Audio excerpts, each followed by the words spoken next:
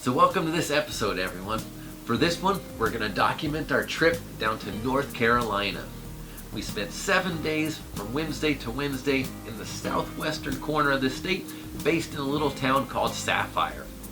The main local riding that we sampled was in Pisgah National Forest and in the Dupont State Recreational area. We also took some time to do a few hikes in the local area as well to visit some of the other scenes. Speaking of scenes, the scenery in this area was beautiful. Everything from gorgeous waterfalls to magnificent vistas to ginormous rock slabs to ride over. But instead of boring and talking about it, let's jump right into the video and show you what some of it really looked like. At the start of the trip, we decided to leave a day early and get a little bit of the 12-hour drive out of the way. Leaving after work, we only drove for around 4 hours, making it to Martinsburg, West Virginia. In hindsight, this probably wasn't the best plan, since even with the head start on the drive, we still spent the majority of our first full day of vacation driving. Once we arrived, we did some grocery shopping and acclimated ourselves to our new temporary home in Sapphire, North Carolina. Bike room. The recreation room. After some planning before bed, we decided to head to the Dupont State Recreational Forest in the morning and ride the Lake Imaging Loop. This ride was a great introductory loop to the area, climbing up Jim Branch Trail and Isaac Heath to the descent of Locust Trail around Hilltop, and then making our way up towards Hooker Creek and the awesome finale of Hickory Mountain Loop and the bomber downhill of Ridgeline Trail.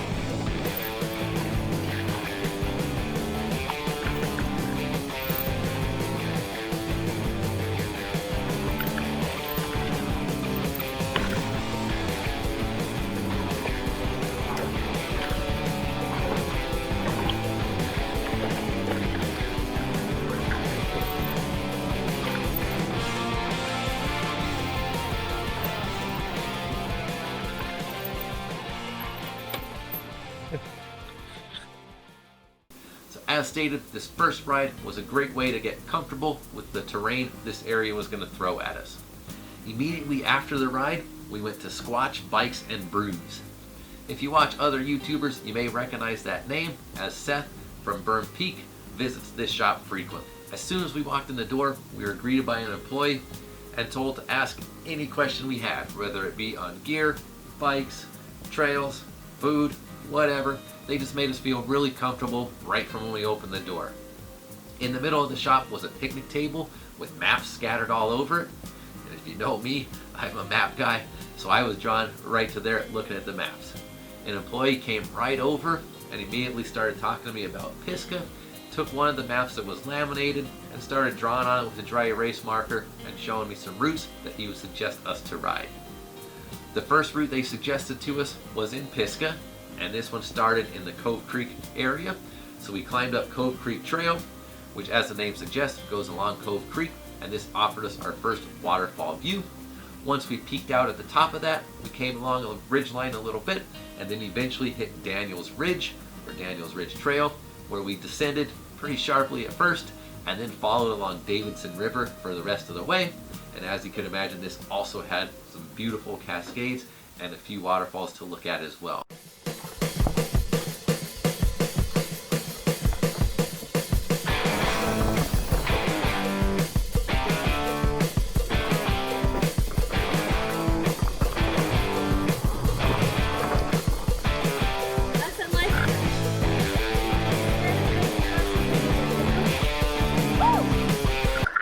offered to carry your bike for you, just so you know. I know.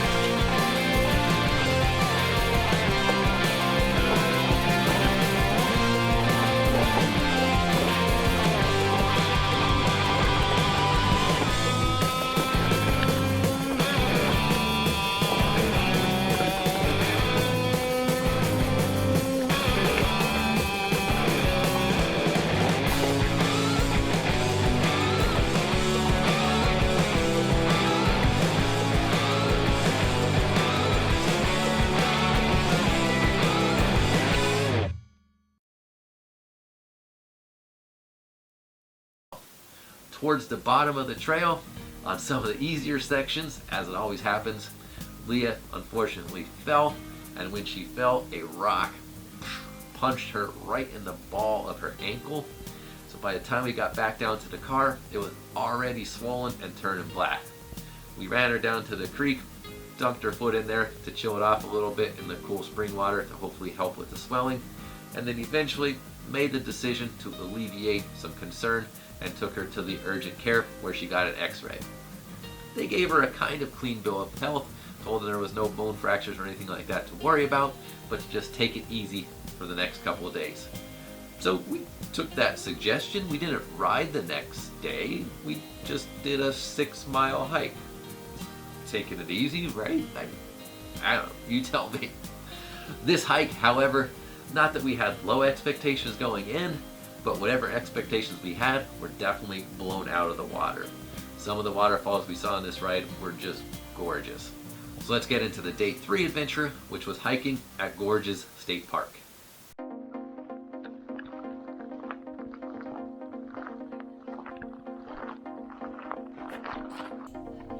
So this hike started out on a generally smooth type of trail tread, which is why we were kind of confused seeing all these caution, death occurred type of signs.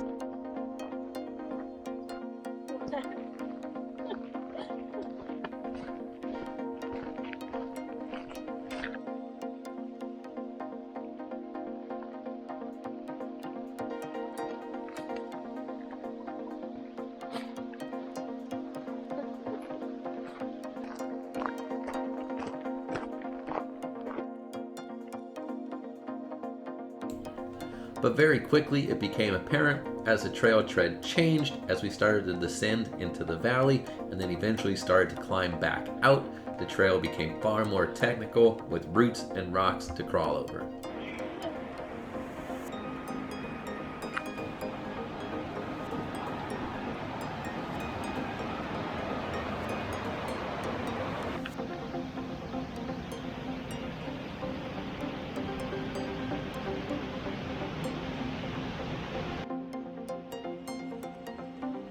So we got excited seeing some of these smaller falls along the Horse Pasture River, which just added to the surprise and excitement once we crested the hill climb that led us to Rainbow Falls.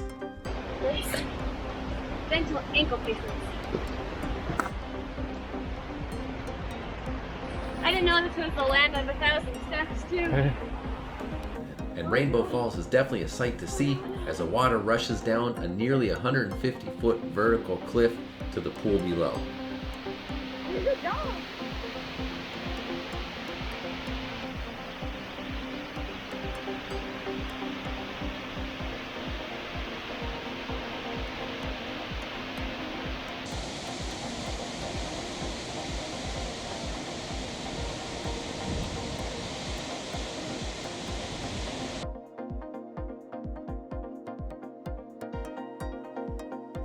After enjoying Rainbow Falls for a little bit, we headed just a little bit more upstream to the nearby Turtleback Falls, where we enjoyed the show of people sliding off of this one into the pool.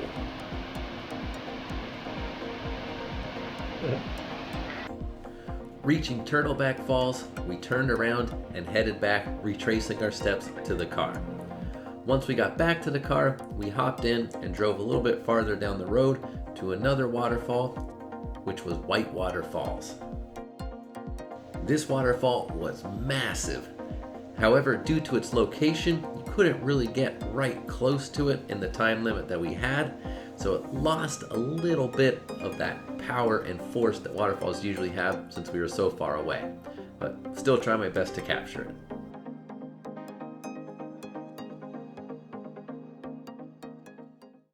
The next day, deciding to keep with the doctor's orders and keeping it easy, right? We decided to plan another ride at Dupont, as the terrain here is definitely a lot more forgiving and smoother than it was at Pisgah. This route, we parked at a different lot than the first ride. We were over near Cornmill Shoals, and the riding terrain over here was way different as well. There were a lot of rock slabs in this area that were really fun to descend and climb on with how grippy they were. It was also neat in this area how quickly terrain would change, even sometimes on a single trail. You would go from being in like a swampy area to pines to on top of a ridge to a field. It was just very vast and the scenes changed often. Let's take a look at this route.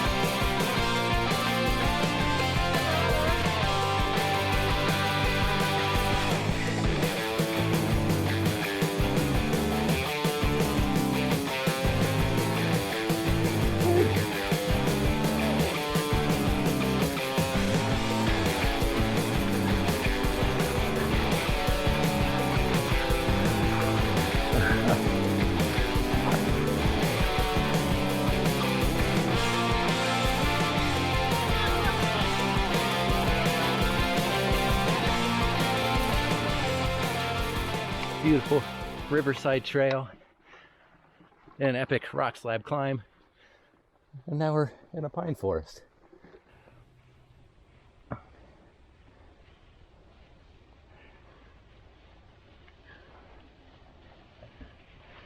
Off the slab into a sandy pine forest.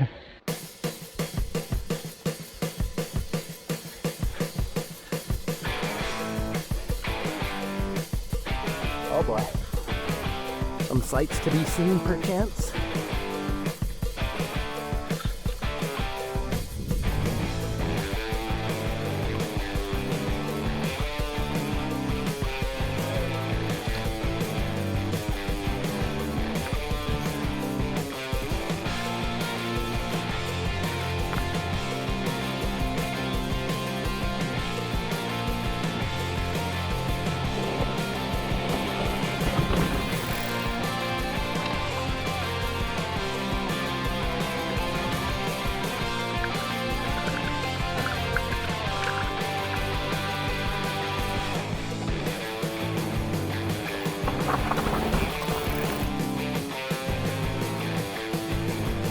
Back to the roto tunnels again.